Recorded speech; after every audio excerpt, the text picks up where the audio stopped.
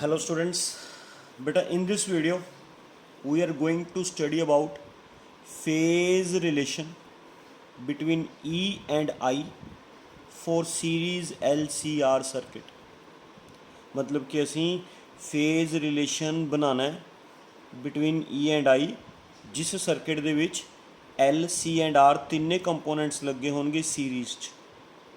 Resistance ਵੀ ਹੋਏਗੀ, inductor ਵੀ ਹੋਏਗਾ, capacitor भी होएगा, तीनों चीज़ा कनैक्टेड होणगियां सीरीज़ एंड उस वक्त असी फेज़ रिलेशन बनाना है बिटवीन ई एंड आई। ठीक है, इस तो पहला मैं थोनों तीन चीज़ा जिहड़ियां आपां स्टडी कर चुके हैं थोनों रिमाइंड करवा दिना भी अगर सर्किट प्योरली रजिस्टिव होवे, अगर सर्किट प्योरली रजिस्टिव होवे जिस च कल्ली रजिस्टेंस लगी होवे है ना, उस च E and I both are in same phase. E and I both are in same phase। and अगर सर्किट प्योरली इंडक्टिव सर्किट होवे, इंडक्टिव सर्किट होवे उस च EMF ते I दे विच फेज डिफरेंस सीगा 90 डिग्री है ना। करंट पिछे रह जांदा सी EMF नालों, EMF अगे निकल जांदी सी, करंट पिछे रह जांदा हुंदा सी। there is a phase difference of 90 degree। and अगर सर्किट कैपेसिटिव है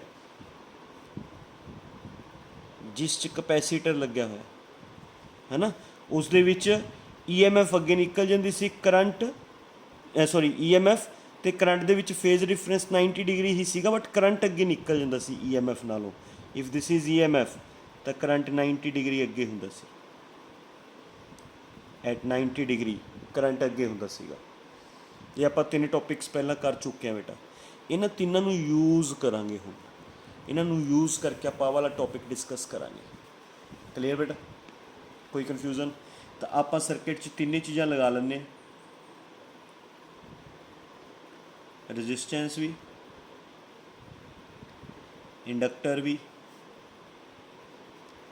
एंड कैपेसीटर भी। all the three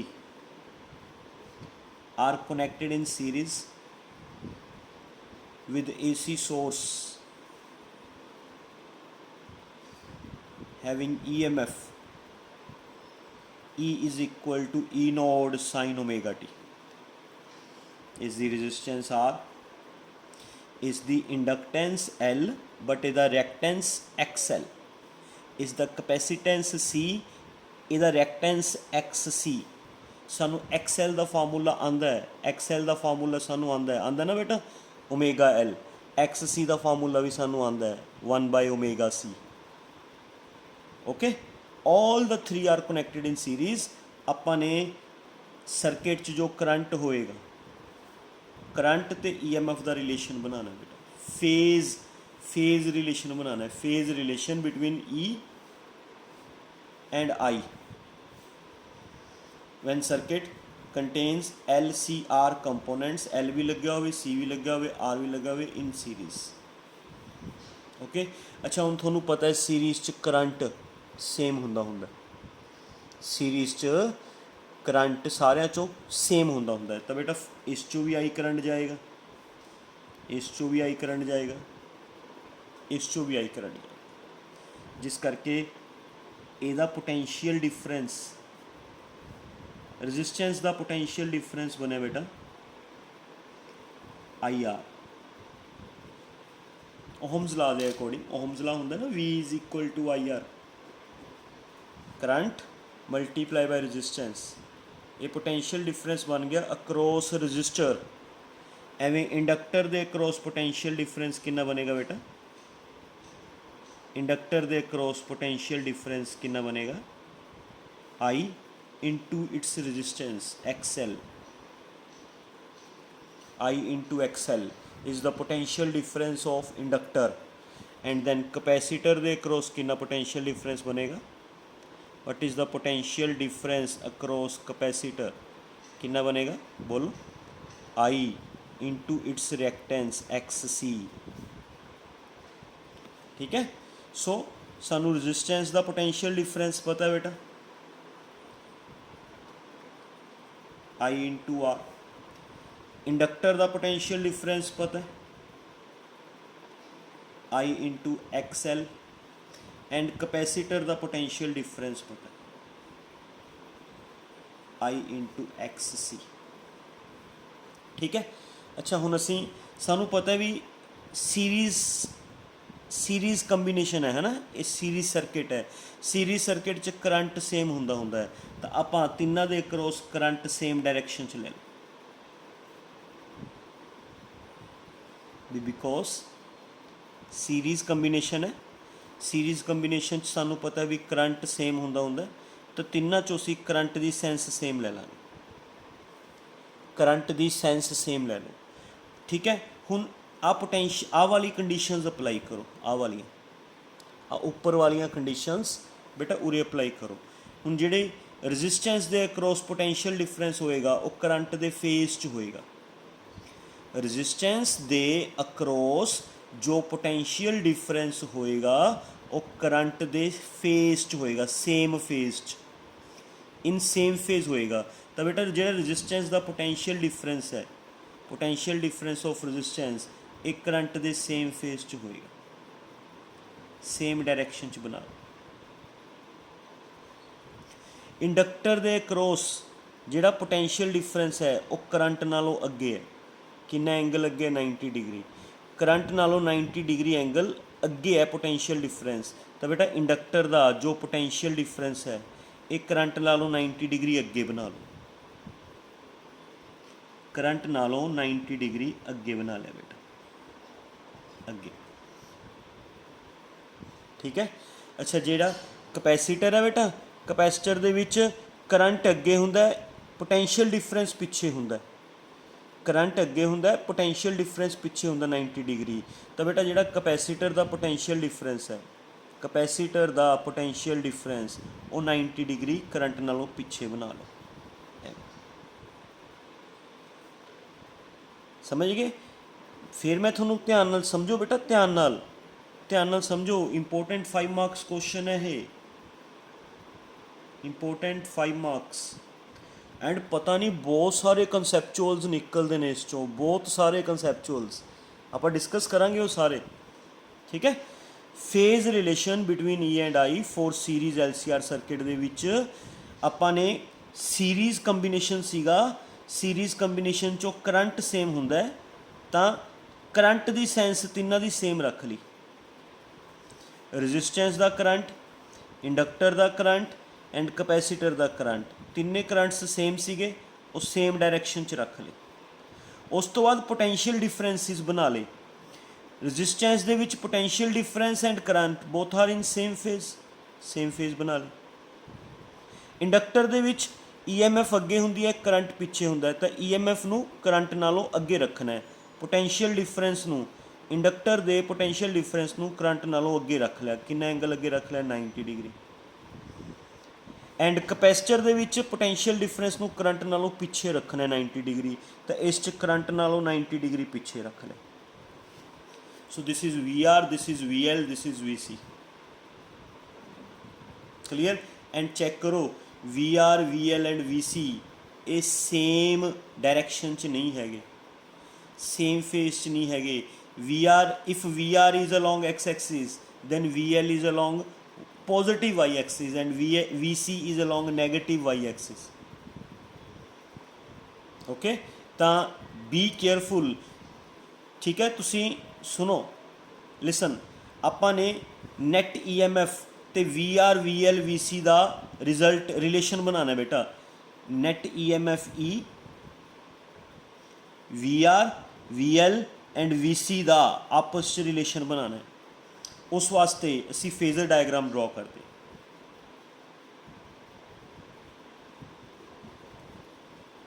this is Y axis,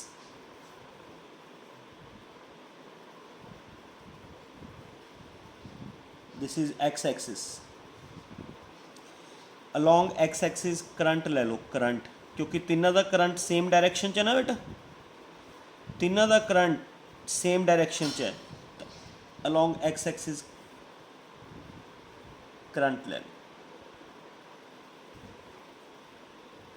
ठीक है। ਹੁਣ ਆਪਾਂ पोटेंशियल डिफरेंसिस ड्रॉ करो, पोटेंशियल डिफरेंसिस VR भी ड्रॉ करो, उरे VL भी ड्रॉ करो, VC भी ड्रॉ करो। क्लीयर? VR भी उरे ड्रॉ करो, VL भी ड्रॉ करो, VC भी ड्रॉ करो। ਹੁਣ ਜਿਹੜਾ VR ਹੈ ਉਹ ਤਾਂ ਕਰੰਟ ਦੇ ਫੇਸ 'ਚ ਹੈ ਨਾ, ਤਾਂ ਕਰੰਟ ਦੀ ਡਾਇਰੈਕਸ਼ਨ ਦੇ ਅਲੋਂਗ ਹੀ VR ड्रॉ ਕਰ ਲਓ ਐਵੇਂ, from O to A, this is VR। Current they along सीगा ना, देखो VR and I both are in same phase, तो मैं VR and I हैगा along x axis, VR and I दोनों नू same phase च रखे, VR नू I दे along ड्रॉ कर लिया। हुण जिहड़ा VL है एक करंट तो 90 डिग्री अगे है, तो जिहड़ा तुसी करंट तो 90 डिग्री अगे VL ड्रॉ कर लो like this।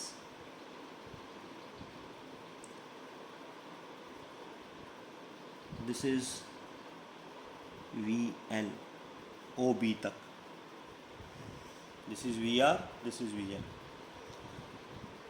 ठीक है। ਹੁਣ ਤੁਸੀਂ VC ड्रॉ कर लो। VC ਜਿਹੜਾ ਹੈਗਾ ਕਰੰਟ ਤੋਂ 90 डिग्री ਪਿੱਛੇ ਹੈ, ਕਰੰਟ ਤੋਂ x एक्सिस ਤੋਂ 90 डिग्री ਪਿੱਛੇ, ਇੱਧਰ ਨੂੰ VC ड्रॉ ਹੋ ਜਾਏਗਾ like this। This is VC। मैं VR ड्रॉ कर लिया बेटा, VL ड्रॉ कर लिया, VC ड्रॉ कर लिया। अच्छा ठीक है, हुण सुनो, ये तुहाडे उपर डिपेंड करता है, तुसी VL भी वड्डा लै सकदे हो, VC छोटा लै सकदे हो, या तुसी VL छोटा लै सकदे हो, VC वड्डा लै सकदे हो। ये डिपेंड करता है भी तुहानू सर्किट किहड़ा दिता होया, सर्किट किहड़ा दिता होया। जे तुहानू सर्किट दिता होया इंडक्टर डोमीनेटेड, सुन लो केयरफुली, सुन लो, अगर सर्किट दिता होया है, लिसन मैं इत्थे तुहानू लिख दिंदा, देखो अगर तुहानू सर्किट दिता होया है इंडक्टर डोमीनेटेड सर्किट, ਇਹਦਾ मतलब इंडक्टर दी वोल्टेज डोमीनेट कर रही है,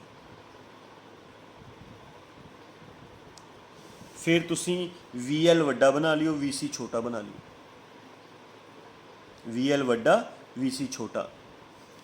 जे सर्किट दिता होया कैपेसीटर डोमीनेटेड, ये आप डिस्कस करांगे स्पैशल केसिस दे विच, अगे आएंगे स्पैशल केसिस, मैं डायग्राम समझाने वास्ते थोनू पहला दस रहा। जे थोनू सर्किट दिता होया ना भी कैपेसीटर डोमीनेटेड, भी कैपेसीटर दी वोल्टेज डोमीनेट कर रही है, दैट मीनस कैपेसीटर दी वोल्टेज ज़्यादा है, फिर तुसी VL छोटा बना लियो, VC वड्डा बना लियो, फिर VL छोटा बना लियो बेटा, VC वड्डा बना लियो, ठीक है।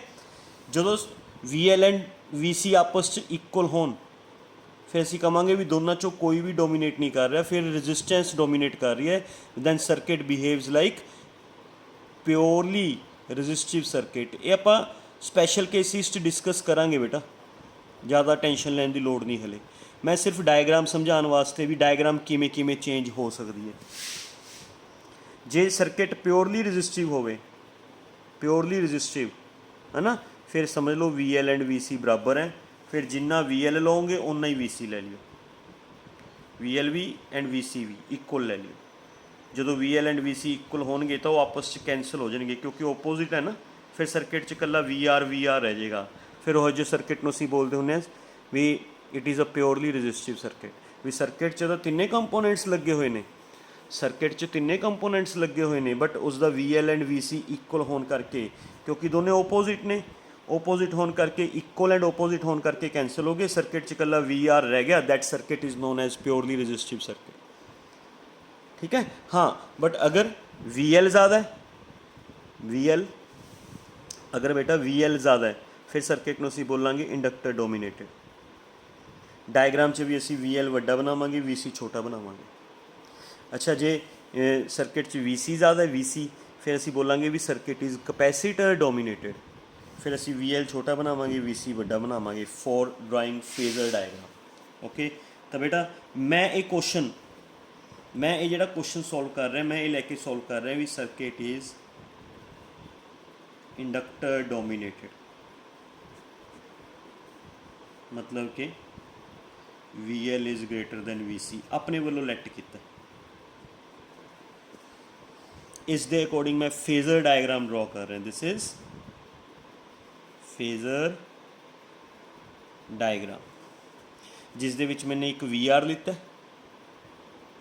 करंट दे अलोंग, क्योंकि क्योंकि V R and I both are in same phase, तो वी आर नूं करंट दे अलोंग लिता, वी एल नूं करंट तो अगे लिता बाय एंगल 90 डिग्री, करंट तो 90 डिग्री अगे लिता, वी सी नूं करंट तो पिछे लिता है, करंट तो पिछे वी सी है, वी एल लार्ज है, वी सी स्मॉल है, सर्किट इज़ इंडक्टर डोमीनेटेड। अगर यही क्वेश्चन थोनों कैपेसिटर डोमीनेटेड नाल आ जाता, फिर असी वी एल छोटा ले लेंगे, वी सी वड्डा ले लेंगे, वी एल छोटा वी सी वड्डा। समझ गए? समझ आ गई? फिलहाल आपाने करंट सेम डायरैक्शन क्यों लिता सी बेटा? करंट तिन्ना दा सेम डायरैक्शन क्यों लिता? तिन्ना दा because they are all connected in series, and series current की डायरैक्शन की होंदी है बेटा? सेम। तिन्ना दा करंट सेम ले लिया, उस तो बाद तिन्ना दियां वोल्टेजिस ड्रॉ कर ली। ठीक है, हुण असी वी एल वी सी ते वी आर दा रिजल्टेंट कड्ढो। We have to find the resultant of V L V C and V R. सानू पता है भी 3 वैक्टर्स का रिजल्टेंट नहीं निकलता हुंदा, 2 का निकलता हुंदा है। तो आप पहला रिजल्टेंट कढ़ लो V L and V C का, फिर बाद चो वी आर नाल कढ़ लांगे रिजल्टेंट। ठीक है, पहला रिजल्टेंट कढ़ लो V L and V C का, okay, V L and V C है ना। फिर और जो रिजल्टेंट आएगा वह रिजल्टेंट फिर वी आर नाल कढ़ लांगे, that is our net T M F. Okay, तो हुण बेटा V L and V C opposite ने, ओपोजिट इनका रिजल्टेंट माइनस करके आएगा, माइनस करके कितना आएगा? वड्डी वैल्यू चो छोटी वैल्यू माइनस कर दोगे, वी एल माइनस वी सी आ जाएगा रिजल्टेंट। किधर नूं लगेगा? जिहड़ी वैल्यू दोनों चो वड्डी है। किहड़ी वैल्यू वड्डी है? दोनों चो वी एल वड्डी है, वी सी छोटी है, तो इन्हां दोनों का जो रिजल्टेंट आएगा वो वी एल के अलोंग लगेगा, है ना। तो आपां इहदा रिजल्टेंट कढ़ लैंदे आ, मैं तुहानूं इहदा रिजल्टेंट उरे ही लिखदा बेटा, है ना। वी एल ते वी सी का रिजल्टेंट आएगा वी एल माइनस वी सी। किधर नूं आएगा? जिहड़ी वैल्यू वड्डी है दोनों चो, अलोंग वी एल आएगा, है ना। तो आपां इन्हां दोनों का रिजल्टेंट कढ़ लैंदे आ। लाता रिजल्टेंट मैंने बेटा, दिख रही है बोल्ड लाइन, में थोड़ी लाइन डार्क कर देना। This is O D, O D I think visible होएगी बेटा, मैं काफ़ी बोल्ड कर चुके हैं, तो विजिबल ना। जिहड़ा ए ओ डी है, this is resultant of O B and O C, V L minus V सी।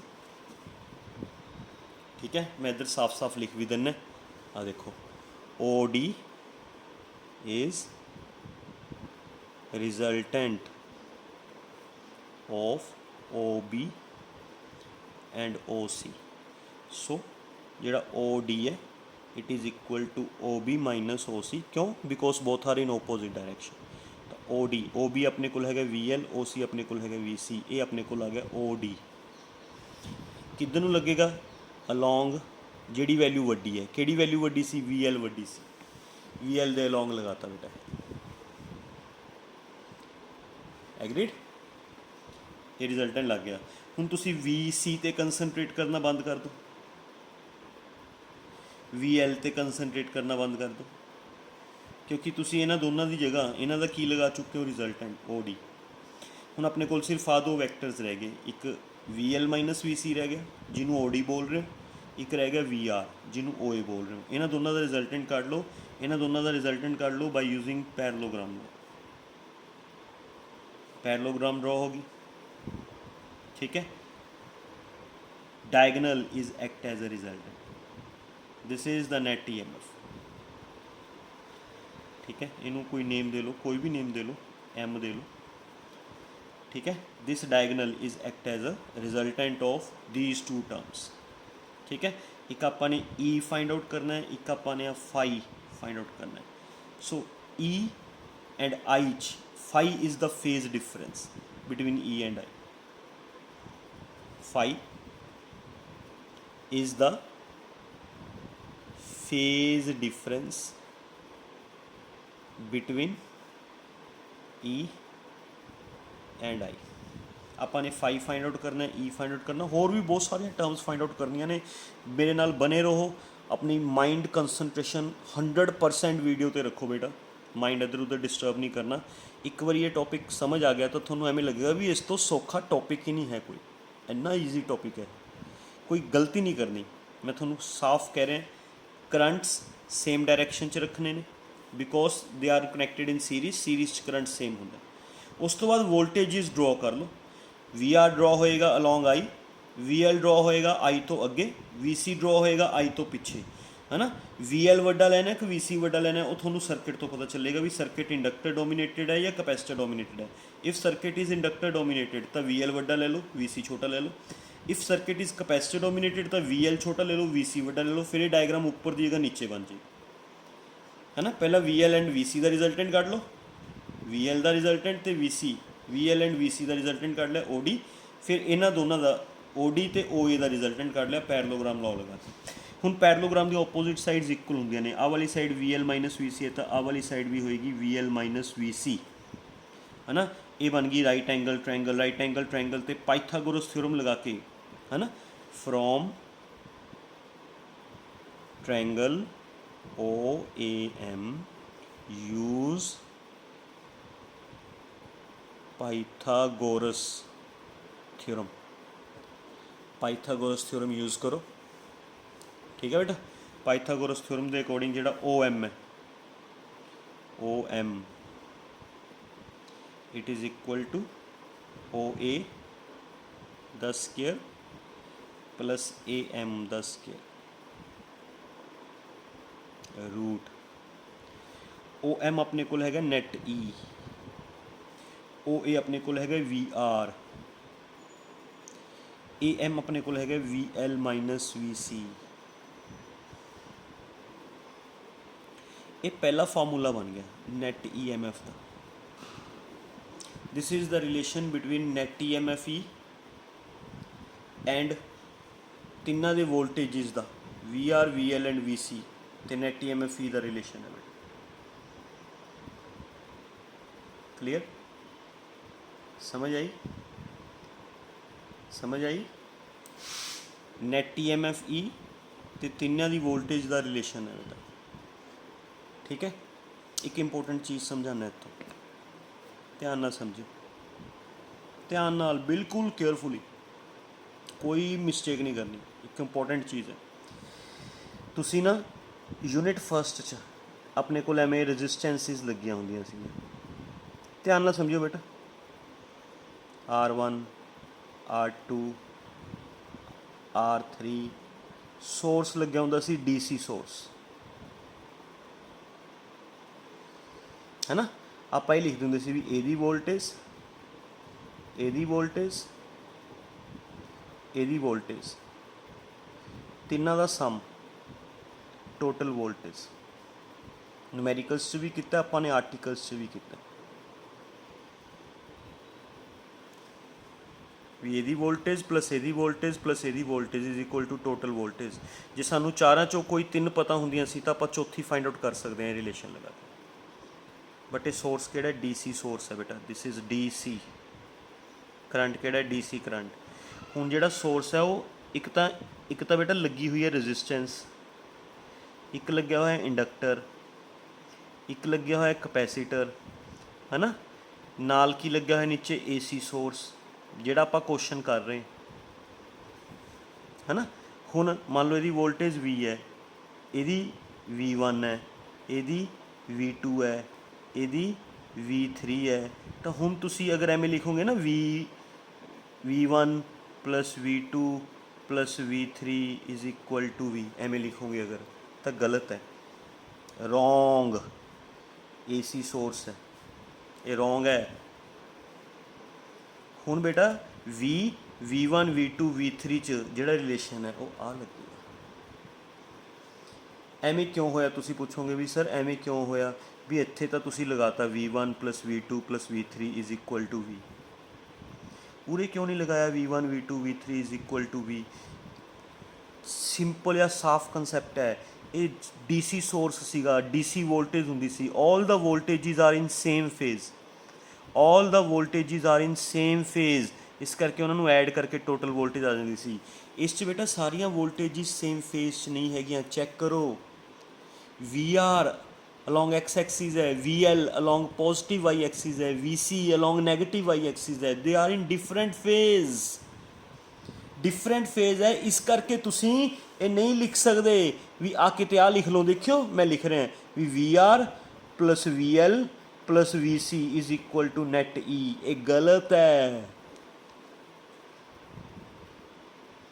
ਗਲਤ ਕਿਉਂ ਹੈ? ਹਾਂ, ਅਗਰ ਇਹ ਡੀਸੀ ਸੋਰਸ ਹੁੰਦਾ, ਅਗਰ ਇਹ ਡੀਸੀ ਸੋਰਸ ਹੁੰਦਾ, DC source, if it is DC source, ਫਿਰ ਤਿੰਨੇ ਵੋਲਟੇजेस ਸੇਮ ਫੇਜ਼ 'ਚ ਹੁੰਦੀਆਂ। V R, V L and V C are in same phase. ਫਿਰ ਅਸੀਂ ਲਿਖ ਸਕਦੇ ਸੀ V R plus V L plus V C is equal to E, ਜੇ ਡੀਸੀ ਸੋਰਸ ਹੁੰਦਾ। ਬਟ ਇਹ ਏਸੀ ਸੋਰਸ ਹੈ। ਏਸੀ ਸੋਰਸ ਹੋਣ ਕਰਕੇ ਆ ਵੋਲਟੇजेस ਸੇਮ ਫੇਜ਼ 'ਚ ਨਹੀਂ ਹੈ, ਸੇਮ ਫੇਜ਼ 'ਚ ਨਹੀਂ ਹੈ। ਇਸ ਕਰਕੇ ਤੁਸੀਂ ਬੇਟਾ ਗਲਤੀ ਨਾਲ ਵੀ ਜਦੋਂ ਨੂਮੈਰੀਕਲ ਕਰੋਗੇ ਤਾਂ ਇਹ ਨਹੀਂ ਕਰਨਾ ਕਿਤੇ V R plus V L plus V C is equal to E ਲਿਖ ਦਿਓ, ਆ ਲਗਾ ਦਿਓ V R plus V L plus V C is equal to E ਲਿਖ ਦਿਓ। ਗਲਤ ਨਾ ਕਰ ਦਿਓ। ਜੇ ਤੁਸੀਂ ਰਿਲੇਸ਼ਨ ਲਗਾਉਣਾ ਹੈ ਨਾ ਈ ਦਾ, ਸੋਰਸ ਦੀ ਈ, ਤਾਂ ਫਿਰ ਆ ਰਿਲੇਸ਼ਨ ਲਗਾਉਣਾ V R square plus V L minus V C ਦਾ ਸਕੇਅਰ ਉੱਪਰ ਰੂਟ। ਇਹ ਫਾਰਮੂਲੇ ਨਾਲ ਤੁਸੀਂ ਮਤਲਬ ਚਾਰਾਂ ਚੋਂ ਵੀ ਆਰ ਵੀ ਐਲ ਵੀ ਸੀ ਅਤੇ ਈ, ਚਾਰਾਂ ਚੋਂ ਕੋਈ ਵੀ ਤਿੰਨ ਚੀਜ਼ਾਂ ਜੇ ਤੁਹਾਨੂੰ ਪਤਾ ਨੇ, ਚੌਥੀ ਫਾਈਂਡ ਆਊਟ ਕਰ ਸਕਦੇ। ਚਾਰਾਂ ਚੋਂ ਕੋਈ ਵੀ ਤਿੰਨ ਚੀਜ਼ਾਂ ਪਤਾ ਨੇ ਤਾਂ ਆਹ ਰਿਲੇਸ਼ਨ ਲਗਾ ਕੇ ਚੌਥੀ ਫਾਈਂਡ ਆਊਟ ਕਰ ਸਕਦੇ ਹੋ। ਤੁਹਾਨੂੰ ਆਹ ਕੰਸੈਪਟ ਹੁਣ ਸਾਰਾ ਕਲੀਅਰ ਹੋ ਗਿਆ ਕਿ ਨਹੀਂ? ਵੀ ਅਸੀਂ ਯੂਨਿਟ ਫਸਟ ਦੇ ਵਿੱਚ ਤਾਂ ਇਹ ਲਗਾ ਲੈਂਦੇ ਸੀ V1 V2 V3 ਦਾ sum is equal to V, ਉਰੇ ਨਹੀਂ ਲਗਾ ਸਕਦੇ। ਨੋਟ, ਇਹ ਗਲਤ ਹੈ, ਇਹ ਗਲਤ ਹੈ ਬੇਟਾ। ਜੇ ਲਗਾਓਗੇ ਆ ਤਾਂ ਸਹੀ ਹੈ ਕਿਉਂਕਿ ਸੋਰਸ DC ਹੈ, ਇਹ ਸਹੀ ਹੈ। AC ਸੋਰਸ ਹੈ ਤਾਂ ਵੋਲਟੇਜ ਸੇਮ ਫੇਸ 'ਚ ਨਹੀਂ ਹੋਣਗੀਆਂ। ਇਹਦੀ ਵੋਲਟੇਜ ਅੱਗੇ ਨੂੰ ਹੋਏਗੀ, ਇਹਦੀ ਵੋਲਟੇਜ ਕਰੰਟ ਨਾਲੋਂ ਉੱਪਰ ਨੂੰ ਹੋਏਗੀ, ਇਹਦੀ ਵੋਲਟੇਜ ਕਰੰਟ ਨਾਲੋਂ ਪਿੱਛੇ ਨੂੰ ਹੋਏਗੀ। ਵੋਲਟੇਜ ਸੇਮ ਫੇਸ 'ਚ ਨਹੀਂ ਹੈਗੀਆਂ, ਸੇਮ ਫੇਸ 'ਚ ਨਹੀਂ ਹੈ, ਇਸ ਕਰਕੇ ਤੁਸੀਂ ਐਡ ਨਹੀਂ ਕਰ ਸਕਦੇ। ਗਲਤ ਹੈ। ਆਹ ਰਿਲੇਸ਼ਨ ਲਗਾਓਗੇ ਬੇਟਾ, ਆਹ ਵਾਲਾ ਤਾਂ ਇੰਪੋਰਟੈਂਟ ਰਿਲੇਸ਼ਨ ਹੈ ਫॉर ਨੂਮੈਰੀਕਲ। ਤੁਹਾਨੂੰ ਇੱਕ ਤਾਂ ਰਿਲੇਸ਼ਨ ਪਤਾ ਚੱਲ ਗਿਆ ਬੇਟਾ, EMF ਬੋਲੋ ਬੇਟਾ, ਪਤਾ ਚੱਲ ਗਿਆ? ਕਿਵੇਂ ਫਾਈਂਡ ਕੀਤਾ? ਬਹੁਤ ਸੌਖਾ ਹੈ। ਆ ਦੇਖੋ, ਫੇਜ਼ਰ ਡਾਇਗਰਾਮ ਤੋਂ ਈਜ਼ੀਲੀ ਫਾਈਂਡ ਆਊਟ ਹੋ ਜਾਏਗਾ। V R V L V C, V L ਅਤੇ ਵੀ ਸੀ ਦਾ ਰਿਜ਼ਲਟੈਂਟ ਕੱਢ ਲਿਆ, ਵੀ ਐਲ ਮਾਈਨਸ ਵੀ ਸੀ, ਫਿਰ ਵੀ ਐਲ ਮਾਈਨਸ ਵੀ ਸੀ ਅਤੇ ਵੀ ਆਰ ਦਾ ਰਿਜ਼ਲਟੈਂਟ ਕੱਢ ਲਿਆ ਪੈਰਲੋਗ੍ਰਾਮ ਲਾਅ ਲਗਾ ਕੇ। Diagonal is act as a resultant, ਇਹ ਨੈਟ EMF ਆ ਗਈ ਇੱਥੋਂ ਪਾਈਥਾਗੋਰਸ ਥਿਊਰਮ ਲਗਾ ਕੇ, ਹੈ ਨਾ, ਪਾਈਥਾਗੋਰਸ ਥਿਊਰਮ ਲਗਾ ਕੇ ਈ ਦਾ ਰਿਲੇਸ਼ਨ ਬਣਾ ਲਿਆ। ਠੀਕ ਹੈ, ਹੁਣ ਰਿਲੇਸ਼ਨ ਹੋਰ ਵੀ ਬਣਾਉਂਦੇ ਅੱਗੇ ਆਪਾਂ। Wait a minute. Yes, E V R ਦੀ ਵੈਲਿਊ ਆ ਵਾਲੀ ਪੁੱਟ ਕਰੋ।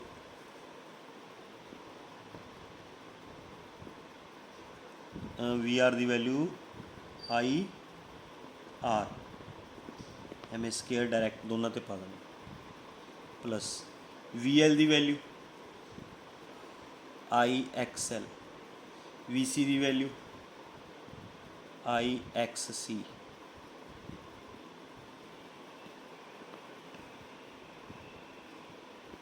Agreed? I X L I X C. ਇਹਨਾਂ ਮੈਂ ਕੀ ਕੀਤਾ ਮੈंने ਵੀ ਆਰ ਦੀ ਵੈਲਿਊ ਪੁੱਟ ਕਰਤੀ ਆਈ ਆਰ, ਵੀ ਐਲ ਦੀ ਵੈਲਿਊ ਪੁੱਟ ਕਰਤੀ ਆਈ ਐਕਸ ਐਲ, ਵੀ ਸੀ ਦੀ ਵੈਲਿਊ ਪੁੱਟ ਕਰਤੀ ਆਈ ਐਕਸ ਸੀ। ਆਈ ਕਾਮਨ ਕੱਢ ਲਓ। ਆਈ ਕਾਮਨ ਕੱਢੋਗੇ, ਆਈ ਦੇ ਨਾਲ ਸਕੇਅਰ ਵੀ ਲੱਗੇਗਾ ਕਿਉਂਕਿ ਸਕੇਅਰ ਹੈ ਨਾ ਬੇਟਾ, ਇਸ ਆਈ ਦੇ ਉੱਪਰ ਵੀ ਸਕੇਅਰ ਹੈ, ਇਹਨਾਂ ਦੋਨਾਂ ਆਈ ਦੇ ਉੱਪਰ ਵੀ ਸਕੇਅਰ ਹੈ। ਆਈ ਕਾਮਨ ਕੱਢ ਲਿਆ, ਆਈ ਦੇ ਨਾਲ ਸਕੇਅਰ ਵੀ ਆਏਗਾ। ਇਹ ਬਚੇਗਾ ਆਰ ਸਕੇਅਰ, ਇਹ ਬਚੇਗਾ X L minus X C the square,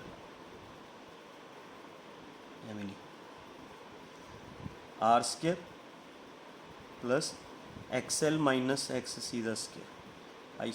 I square root चो बाहर आ जाएगा, रूट चो बाहर आ जाएगा, आई आ गया, रूट के अंदर सिर्फ आ रह जाएगा R square X L minus X C the square, E upon I, I नीचे ले जाओ, R square X L minus X C the square. ठीक है, E upon I is known as Z. मैं दसदा जेड की है, वेट मैं दसदा जेड की है, थोड़ी ही वेट कर लो। ये जेड का फार्मूला बन गया, this is the formula for Z.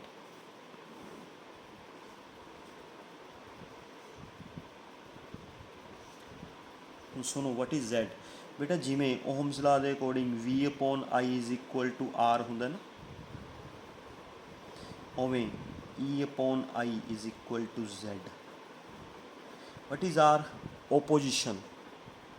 R is opposition, Z is opposition. Complete circuit the opposition. LCR circuit the net opposition is known as Z. Z is known as impedance of the circuit. Okay? Wait a minute. खत्म नहीं होया, हले बहुत पे है topic. ध्यान नाल समझो, ध्यान नाल. What is Z? What is Z? Z is known as impedance of circuit. Impedance मतलब होता है net opposition. Impedance of एवं लिख लो LCR circuit. Net opposition of LCR circuit.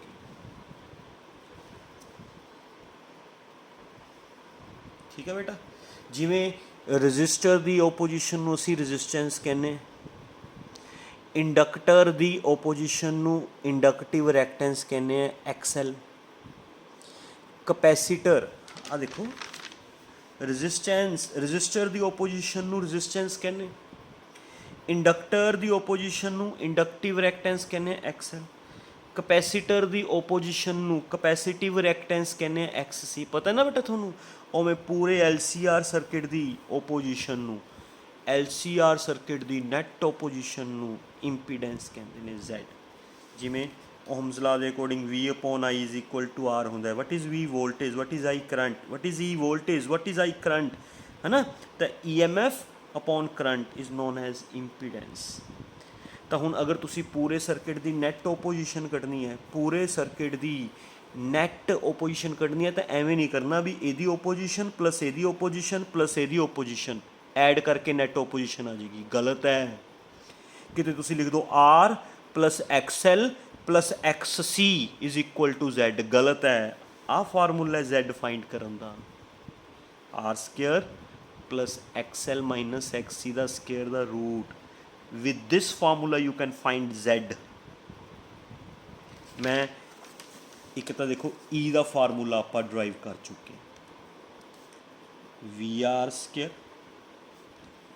VL minus VC का स्केयर. Z का फार्मूला बना चुके, R² ये तरीके नाल याद रख सकते हो, XL माइनस XC का स्केयर. एवें याद रख सकते बेटा. वोल्टेज के फार्मूले च सारियां वोल्टेजिज है एंड ओपोजिशन के फार्मूले च सारियां ओपोजिशनस ने. फार्मूला सेम ही है. ठीक है. सो न्यूमेरिकल्स वास्ते ये इंपॉर्टेंट है बेटा. नैट वोल्टेज का रिलेशन है ये इंपीडेंस का relation. Clear. E find out कर लिया, Z फाइंड आउट कर लिया. हुण असीं फाइंड करते हैं बेटा फाई. वैसे फाई असी फाइंड कर सकते हैं किसी भी ट्रिग्नोमेट्रिक रेशो तो, चाहे साइन फाई, चाहे कोस फाई, चाहे टेंजेंट फाई, किसी भी ट्रिग्नोमेट्रिक रेशो तो फाइंड कर सकते हैं. क्लीयर. बट एक रिलेशन आपने बनाना है इन्होंने वोल्टेजिस की form VR VL and VC की फॉर्म. तो उस वास्ते असी टेंजेंट फाई बना लेंगे. Tangent phi perpendicular upon base. Tangent phi perpendicular upon base. Perpendicular इस डायग्राम से देखो बेटा, परपेंडिकुलर कितना है VL माइनस VC, बेस कितना है VR. सो एक फार्मूला याद रखना है, ये वोल्टेज की फॉर्म च है बेटा. VL VC एंड VR की फॉर्म च है. इत्थों तुसी फाई फाइंड आउट कर सकते. तुसी इनू होर भी मोडिफाई कर सकते हो. VL का फार्मूला तुसी लगा सकते हो IXL. VC की वैल्यू पुट कर सकते हो IXC. VR की वैल्यू IR. उपरों I कॉमन काट लो, XL minus XC upon IR. I नाल I कैंसल हो जाएगा. मतलब कि टेंजेंट फाई का फार्मूला ओपोजिशनस की फॉर्म च भी याद रख सकते.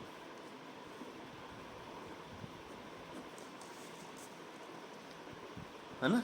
टेंजेंट फाई तो तुसी फाई फाइंड आउट कर सकते हो, लाइक एवं लिख सकते हो phi is equal to tangent inverse of V L minus V C by V R, या tangent inverse of X L minus X C by R. हमें फाई निकलेगा, phi between E and I. समझ गए? कोई confusion? समझ आ गई बेटा? What is Z? Z is net opposition provided by LCR circuit. net opposition provided by LCR circuit is known as Z. Z is known as impedance of the circuit. Z ਨੂੰ impedance ਕਵਾਂਗੇ। ਇਹਦੇ units ਵੀ ਓਹਮ ਹੀ ਹੁੰਦੇ ਨੇ ਬੇਟਾ। R ਦੇ, XL ਦੇ, XC ਦੇ, Z ਦੇ, ਹੈ ਨਾ, ਇਹਨਾਂ ਸਾਰਿਆਂ ਦੇ ਯੂਨਿਟਸ ਕਿਉਂਕਿ ਸਾਰੀਆਂ ਇਹ ਕੀ ਨੇ, ਓਪੋਜੀਸ਼ਨਸ ਨੇ, ਹੈ ਨਾ। ਓਪੋਜੀਸ਼ਨਸ ਨੇ, ਇਹਨਾਂ ਸਾਰਿਆਂ ਦੇ ਯੂਨਿਟਸ ਸੇਮ ਹੁੰਦੇ ਨੇ ਓਹਮ। ਫਾਰਮੂਲਾ ਕਿਵੇਂ ਡਰਾਈਵ ਕੀਤਾ ਬੇਟਾ, ਸਮਝ ਆ ਗਿਆ? ਬਹੁਤ ਈਜ਼ੀ ਕੰਸੈਪਟ ਹੈ। B careful about that concept ਜਿਹੜਾ ਮੈਂ ਤੁਹਾਨੂੰ ਸਮਝਾਇਆ ਸੀਗਾ regarding DC source and regarding AC source. DC source ਹੋਵੇ ਤਾਂ ਵੋਲਟੇਜਿਸ ਦਾ ਸਮ ਨੈਟ ਵੋਲਟੇਜ ਦੇ ਇਕੁਅਲ ਹੁੰਦਾ ਹੈ, ਬਟ ਏਸੀ ਸੋਰਸ ਹੈ ਫਿਰ ਤੁਸੀਂ ਵੋਲਟੇਜਿਸ ਦੇ ਸਮ ਨੂੰ ਨੈਟ ਵੋਲਟੇਜ ਦੇ ਇਕੁਅਲ ਲਿਖੋਗੇ ਤਾਂ ਗਲਤ ਹੈ। ਆਹ ਲਾਣਾ ਰਿਲੇਸ਼ਨ, ਆਹ ਵੋਲਟੇਜਿਸ ਦਾ ਰਿਲੇਸ਼ਨ ਲਗਾਉਣਾ ਤਾਂ ਆਹ ਲੱਗੇਗਾ ਬੇਟਾ। ਓਪੋਜੀਸ਼ਨ ਫਾइंड ਕਰਨੀ ਹੈ ਤਾਂ ਇਹ ਫਾइंड ਕਰ ਸਕਦੇ ਹੋ। क्लीयर? कोई कन्फ्यूजन? अच्छा हुण रिलेशन ये तो अपने को आ बन गए रिलेशन। देखो फर्स्ट फार्मूला बन गया, सैकेंड फार्मूला बन गया, थर्ड फार्मूला, इनू तुसी एवें भी याद रख सकते। ठीक है हाँ, तुसी कोस फाई भी कट सकते हो बेटा। कोस फाई की फॉर्म से भी लगा सकते हो, साइन फाई की फॉर्म से भी लगा सकते हो, कोई प्रॉब्लम नहीं है। ठीक है अच्छा हुण ਇਹਦੇ स्पैशल केसिस डिस्कस कर दो। स्पैशल केसिस ध्यान नाल समझो। Special case, case first if XL is greater than XC। XL XC तो वड्डा हो गया। जी बेटा XL XC तो वड्डा होएगा तो टेंजेंट फाई पॉजिटिव आएगा,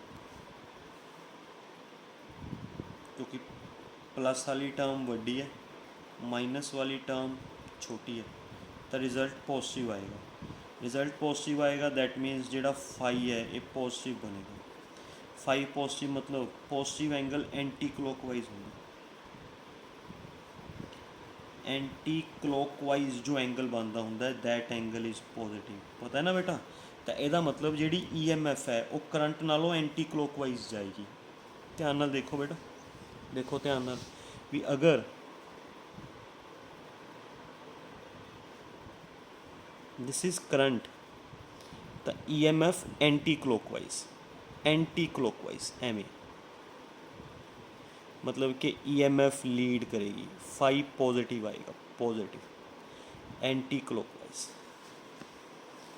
that means EMF leads from current by angle phi. EMF current नालों लीड करेगी बाय एंगल फाई। ध्यान नाल समझियो बेटा सारे केसेस, मैं बहुत सारिया चीज़ां क्लीयर करने वाला है। टॉपिक लेंथी है, एक एक चीज़ केयरफुली समझोगे थोड़े पॉइंट्स क्लीयर हो जाएंगे। EMF करंट नालों अगे चल रही है, कितना एंगल अगे चल रही है फाई जिन्ना मर्जी हो सकता, फाई जिन्ना। जो EMF अगे चले करंट पिछे रहे then we said that circuit is inductor, है ना। Circuit is inductor dominated. This circuit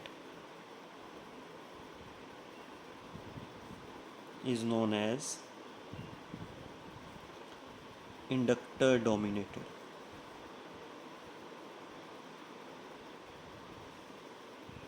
इस सर्किट में इंडक्टर डोमिनेटेड बोलांगे। वाई? क्योंकि जो इंडक्टर डोमिनेट करता होंगे उदों ही EMF अगे निकलती होंगी। आ देखो, आ चैक करो, इंडक्टर दे विच ही EMF अगे है ना करंट नालों। करंट पिछे है, EMF अगे। जो EMF अगे होएगी तो समझ लो इंडक्टर डोमिनेटेड है circuit. Circuit is inductor dominated क्योंकि EMF अगे है। आ चेक करो, आ देखो बेटा EMF अगे, करंट नालों EMF अगे है, सर्किट इज़ इंडक्टर डोमिनेटेड। ਜਦੋਂ ਵੀ EMF ਅੱਗੇ ਹੋਏਗੀ ਇੰਡਕਟਰ ਡੋਮੀਨੇਟ ਕਰ ਰਿਹਾ ਹੋਏਗਾ, ਸਮਝ ਲਓ।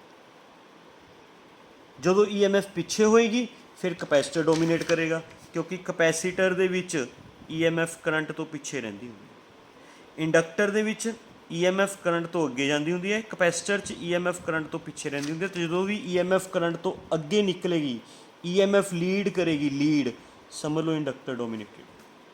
ਤਾਂ that means inductor dominated circuit ਦੀ ਪਹਿਚਾਨ, ਇੰਡਕਟਰ ਡੋਮੀਨੇਟਡ ਸਰਕਿਟ ਦੀ ਪਹਿਚਾਨ ਇੱਕ ਤਾਂ ਇੱਥੋਂ ਪਤਾ ਚੱਲ ਜਾਏਗੀ, XL XC ਤੋਂ ਵੱਡਾ ਹੋਏਗਾ, ਹੈ ਨਾ, ਜਾਂ VL VC ਤੋਂ ਵੱਡਾ। ਜਦੋਂ VL VC ਨਾਲੋਂ ਵੱਡਾ ਹੋਵੇ ਜਾਂ XL XC ਨਾਲੋਂ ਵੱਡਾ ਹੋਵੇ, circuit is inductor dominated. EMF lead ਕਰੇਗੀ, EMF ਲੀਡ ਕਰੇਗੀ ਬਾਏ ਐਂਗਲ ਫਾਈ। ਫਾਈ ਅਸੀਂ ਫਾਈਂਡ ਕਰਾਂਗੇ ਇਹ ਫਾਰਮੂਲੇ ਤੋਂ, ਇਸ ਫਾਰਮੂਲੇ ਤੋਂ ਫਾਈਂਡ ਕਰ ਲਾਂਗੇ ਫਾਈ ਕਿੰਨਾ ਆਏਗਾ। ਠੀਕ ਹੈ, ਫਾਈ ਕਿੰਨਾ ਆਏਗਾ ਉਹ ਫਾइंड आउट कर लेंगे। ठीक है बेटा। केस नंबर सेकंड, अगर XL नालों XC वड्डा हो, जे बेटा XL नालों XC वड्डा है तो XL माइनस XC ये नैगेटिव आएगा। XC वड्डा है ना तो नैगेटिव वाली टर्म वड्डी है तो नैगेटिव आएगा। टेंजेंट फाई जिहड़ा कि XL minus XC by R है, ये नैगेटिव आ जाएगा, क्योंकि R तो पॉजिटिव ही होंगे हमेशा, R नैवर भी नैगेटिव। ओके, ये नैगेटिव आ गया तो टेंजेंट फाई नैगेटिव तो फाई भी नैगेटिव। फाई नैगेटिव मतलब ये एंगल क्लॉकवाइज बनेगा, क्लॉकवाइज, क्योंकि क्लॉकवाइज एंगल नैगेटिव होंगे।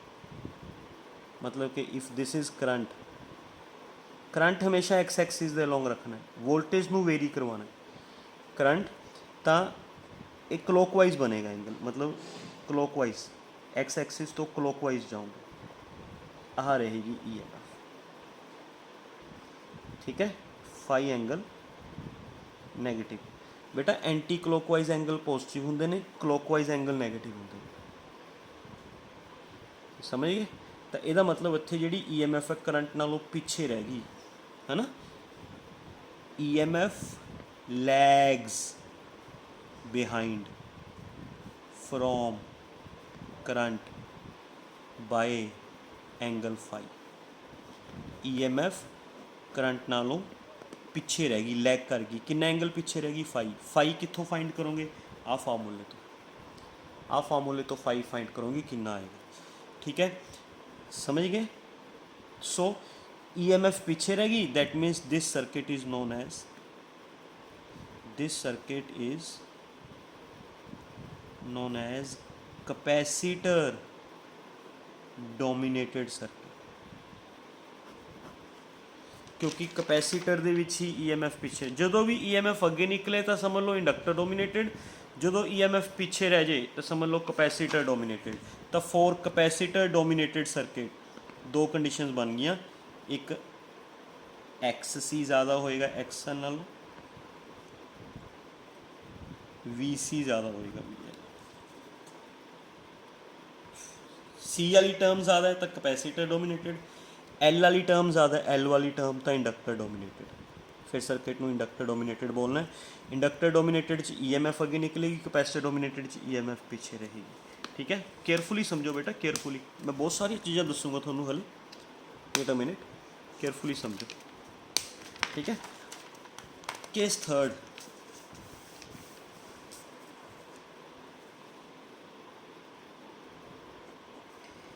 If XL is equal to XC, जे दोनों इक्वल होणगे, टेंजेंट फाई जिहड़ा कि XL minus XC by R होंदा, दोनों इक्वल होणगे तो 0 बाय R 0, टेंजेंट फाई 0 आ गया तो phi is equal to 0 degree. That means E and I are in same phase। E and I same phase कदों होंदे ने, when circuit is purely resistive, when circuit is purely resistive, that means when XL is equal to XC तो circuit purely resistive क्यों? ਮੰਨਿਆ ਮੈਂ ਤੁਹਾਨੂੰ ਇਹ ਦੱਸਿਆ ਸੀ ਵੀ ਪਿਓਰਲੀ ਰੈਜ਼ਿਸਟਿਵ ਸਰਕਿਟ ਉਸ ਨੂੰ ਕਹਿੰਦੇ ਹੁੰਦੇ ਨੇ ਜਿਸ ਸਰਕਿਟ 'ਚ ਇਕੱਲੀ ਰੈਜ਼ਿਸਟੈਂਸ ਹੋਵੇ। ਮੈਂ ਤੁਹਾਨੂੰ ਪਿਛਲੇ ਟੌਪਿਕਸ 'ਚ ਦੱਸਿਆ ਹੋਇਆ ਵੀ ਅਗਰ ਸਰਕਿਟ ਦੇ ਵਿੱਚ ਸਿਰਫ ਰੈਜ਼ਿਸਟੈਂਸ ਲੱਗੀ ਹੋਵੇ, ਓਨਲੀ ਰੈਜ਼ਿਸਟੈਂਸ, ਤਾਂ that is purely resistive circuit. ਬੇਟਾ ਪਰ ਨਹੀਂ, ਅਗਰ ਸਰਕਿਟ 'ਚ ਤਿੰਨੇ ਕੰਪੋਨੈਂਟਸ ਲੱਗੇ ਹੋਏ ਨੇ ਐਂਡ XL XC ਦੇ ਇਕੁਅਲ ਹੈ, ਸਰਕਿਟ 'ਚ ਤਿੰਨੇ ਕੰਪੋਨੈਂਟ ਲੱਗੇ ਹੋਣ ਐਂਡ XL XC ਦੇ ਇਕੁਅਲ ਹੋਵੇ, ਇਕੁਅਲ, ਫਿਰ ਵੀ ਸਰਕਿਟ ਨੂੰ ਕੀ ਬੋਲਿਆ ਜਾਂਦਾ? ਪਿਓਰਲੀ ਰੈਜ਼ਿਸਟਿਵ। ਵਾਈ? ਬਿਕੋਜ਼ ਉਸ ਵਕਤ ਵੀ E and I same phase ਹੁੰਦੇ ਨੇ and whenever E and I are in same phase circuit is purely resistive. When EMF leads EMF ਅੱਗੇ ਨਿਕਲੇਗੀ ਤਾਂ circuit is inductor dominated. When EMF lags then circuit is capacitor dominated, and when EMF and I both are in same phase, है ना, then circuit is purely resistive। clear? समझ गए ਹੁਣ? अच्छा मैं कुछ terms wait a minute cases over, case over हो चुके हैं। मैं ਤੁਹਾਨੂੰ कुछ नेम्स क्लियर कर ਦਿੰਦਾ, ਤੁਸੀਂ ਉਹਨਾਂ 'ਚ कन्फ्यूज़ होंगे। एक तो मैं बोल रहा प्योरली resistive,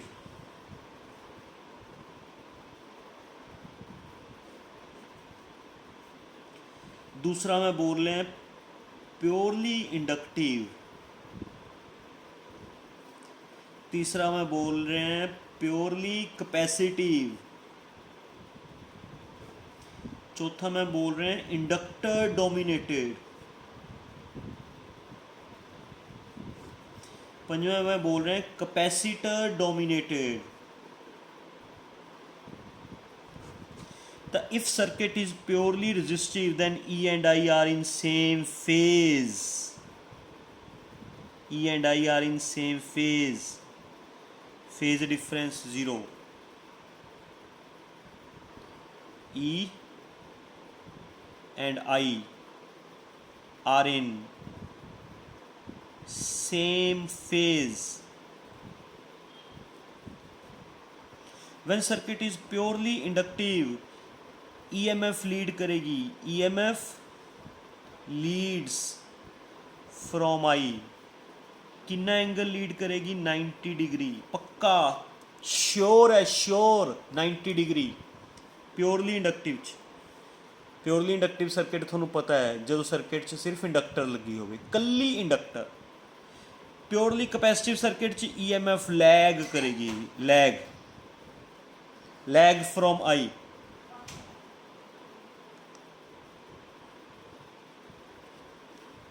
EMF लैग करेगी, EMF पिछे रहेगी I नालों, कितना एंगल पिछे रहेगी? π/2। सर्किट इज प्योरली कैपेसिटिव, ठीक है। एंड सर्किट अगर इंडक्टर डोमिनेटेड है, इंडक्टर डोमिनेटेड ता भी EMF लीड करेगी, lead from I, but phase कितना होएगा नहीं पता। कैपेसिटर डोमिनेटेड च EMF लैग करेगी, लैग फ्रॉम I नालों लैग करेगी, फेज नहीं पता। इन्हां दो केसिस जे फेज फाइंड आउट करना है उसका फार्मूला है VL माइनस VC/VR या XL माइनस XC/R वाले फार्मूले तो फेज फाइंड आउट करोगे। इन्हां दोवां च फेज कन्फर्मड है, इन्हां दोवां च प्योरली इंडक्टिव प्योरली कैपेसिटिव च फेज डिफरेंस कन्फर्मड है, π/2 रहेगा। बट इंडक्टर डोमिनेटेड तो कैपेसिटर डोमिनेटेड च फेज कितना रहेगा वो तुसी ये फार्मूले तो फाइंड आउट करोगे। बट डेफिनेट है भी EMF लीड करेगी inductor dominated, capacitor dominated EMF lag करेगी। अंडरस्टैंड?